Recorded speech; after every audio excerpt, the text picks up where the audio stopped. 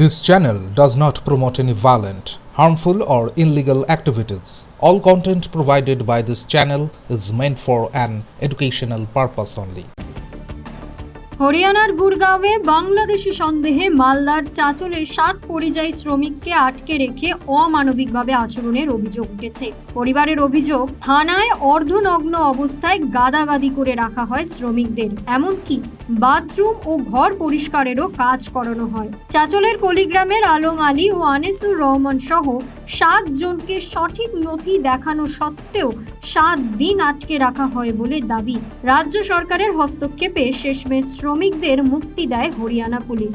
স্থানীয় পঞ্চায়েত প্রধান রেজাউল খান প্রশ্ন তুলেছেন, শুধু বাংলা বলার অপরাধে এমন অত্যাচার কেন? পশ্চিমবঙ্গে তো এমনটা হয় না। এখানে আসলাম রুম থেকে মুখ চোখ দিয়ে আমি খেতে বসছিলাম আর কি। তারপরে 10:30 থেকে 11টার মধ্যে ওরা আসলো আর কি। এখান থেকে আমাকে বললো কি আধার কার্ড দাও, আধার কার্ড আমি দিলাম। তারপর বললো কিছু কাগজ চোপড় করে আমার সাথে চলে নিচে যাওয়ার পর ওখানে গাড়িতে বসিয়ে আমাকে নিয়ে গেলো আগে প্রথমে সেক্টর 10 থেকে ওখানে রাখার পরে শরীরে কোনো কাপড় ছিল না, জাস্ট জায়গাটা পড়া ছিল আর কি। তারপরে একদিন রাখার পরে রাতটা কাটার পরে রাত বেলা 12টার দিকে নিয়ে গেলো বাদশাহপুর থানায়। ওখান থেকে কিছু ফর্মালিটি কাগজ পূরণ করে পাঠিয়ে দিল। আইডি কোনো গুরুত্ব নাই, ডিটেকশন ক্যাম্পের মতন আসি আর কি। কমসে ওখানে 150-200 সব প্রুফ ছিল, তবুও ওরা মানছে না।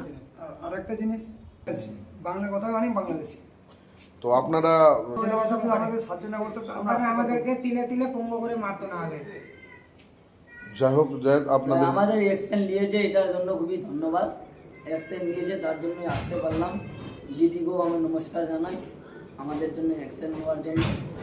এখানে লোক তুলে নিয়ে গেছে এসে পুলিশে, ওখানে যাওয়ার পরে মারধর করেছে, বাথরুম সাফাই করেছে। এগুলো এখন আসবে বাড়িতে, তো কিভাবে আসবে? এখন কামে যাচ্ছে, কামেরও পয়সা নেবে না, আসবে কিভাবে? বাথরুম সাফ করাইছে আর পুরা সাফ করাইছে, মানে পুলিশের যেগুলো কাম আছে ওগুলো ওদের দ্বারা করাইছে না, ওটা বলতে পারছি না, কিন্তু বাথরুম সাফ করাইছে এটা বলেছে। প্রথমে শুনতে পেয়েছিলাম আমাদের কলিগ্রাম অঞ্চলের মুলাইবাড়ির 2-3 জনকে আটকে রেখেছিল দিল্লি হরিয়ানাতে। সেখান থেকে আমাদের সরকার তৎপর হয়ে তাদেরকে সেখান থেকে ছাড়িয়ে নিয়ে এসছে। কিন্তু তারপরে ওর পরিবার থেকে শুনতে পাচ্ছি তাদেরকে শারীরিকভাবে বা মানসিকভাবে এবং বাথরুমও পরিষ্কার করা হয়েছে এবং বিভিন্ন রকম কাজ করা হয়েছে এবং ঠিক মতো খাওয়া দাওয়া দেয়নি। এরকম একটা মানে নির্যাতন চলছে বাঙালির উপর। আমরা বাঙালি, আমাদের মাতৃভাষা হচ্ছে বাঙালি।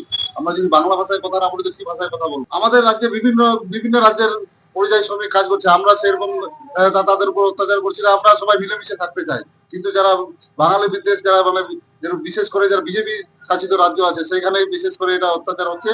এর মানে এটাকে কেন্দ্রের মানে বিজেপি সরকার এটা মানে চক্রান্ত করছে, বাঙালিকে তারা সহ্য করতে পারছে না।